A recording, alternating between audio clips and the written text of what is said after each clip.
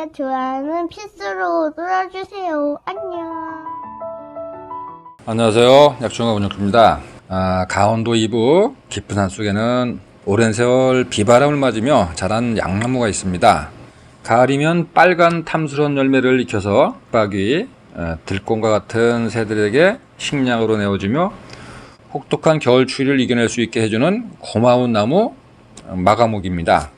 마가모나무 잎사귀 모양이 말의 이빨을 닮은 유래로 마가목, 마목이라고 불리게 되었고, 강원도 이북 해발 1000m 이상의 높은 지역에서 자생합니다.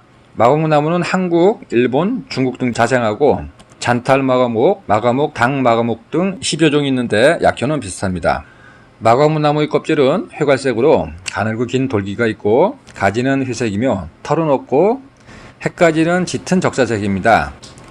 쪽잎은 긴 타원형 모양으로 끝은 뾰족하고 밑부분은 둥근 좁은 쐐기 모양이며 가장자리는 톱니 모양입니다. 이 표면은 녹색이고 뒷면은 표면보다 색이 연하거나 회백색입니다. 5, 6월에 흰색의 작은 꽃이 피고 10월에 붉게 있습니다. 숙취해제 특효한 마가모 열매는 아스파라긴산 함유량이 콩나물의 20에서 50배가 더 들어 있습니다. 콩나물로 만든 숙취해소 음료 잘 아시죠? 모디션.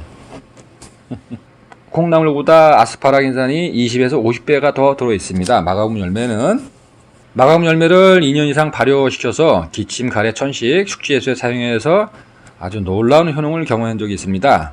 수주간 병원 치료로 회복되지 않던 완고한 어린이 기침을 마가모 열매 발효액 2잔을 복용시켰더니 말끔하게 낫고 그래서 이제 한때 프랜차이즈 한의원과 또 계약을 맺어서 천식과 아토피 천연 치료 개발을 하기로 했습니다.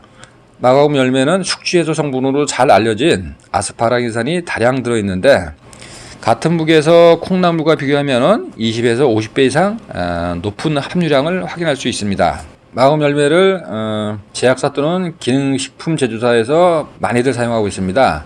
또 한 가지를 혼합하는데 업계 비밀이라서 나중에 공개토록 하겠습니다. 나무입니다. 타 방송에서 모르는 비방이 이제 본 방송에서 공개해드립니다. 찬찬히 꾸준히 잘 시청하시면 알 수 있습니다. 아스파라긴산은 단백질을 형성하는 아미노산으로 숙취해소 효능이 뛰어난 것으로 알려져 있고 울릉도 섬마을에는 마가목 나무가 많이 심어져 있는데 가을이면 열매를 따서 숙취해소 음료 및 제약을 만드는 곳으로 전량 판매되고 있을 정도입니다.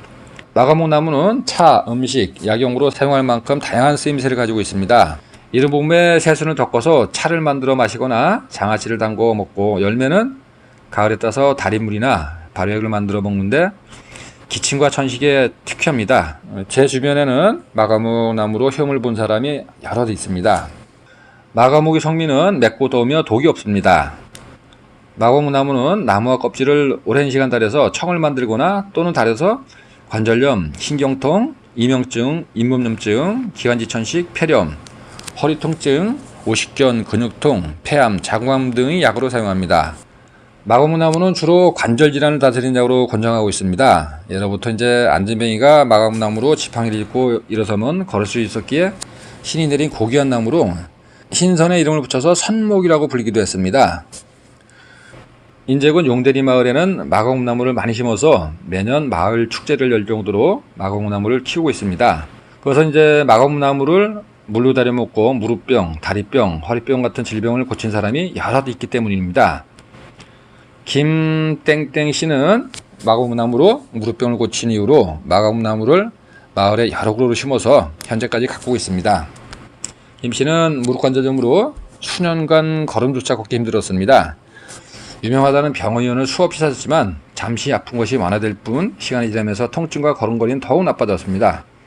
그러던 어느 날 마가목 나무로 무릎병을 고쳤다는 사람을 만나면서 마가목 나무를 약으로 먹게 되었습니다.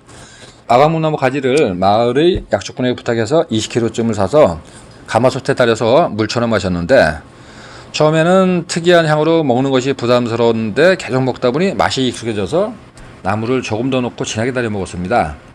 그렇게 보름쯤 지나자 무릎이 더욱 쑤시고 아팠습니다. 그래서 이게 약이 되려는가 아니면 부작용인가 이상해서 마감나무를 약으로 알려준 사람에게 물으니 처음에는 아프다가 차츰 서서히 좋아진다는 이야기를 들었습니다. 김씨는 그렇게 두어 달을 더 먹으면서 무릎 관절 통증이 서서히 낫기 시작했고 6개월쯤 지나서 무릎의 모든 비용이 감쪽같이 나왔습니다.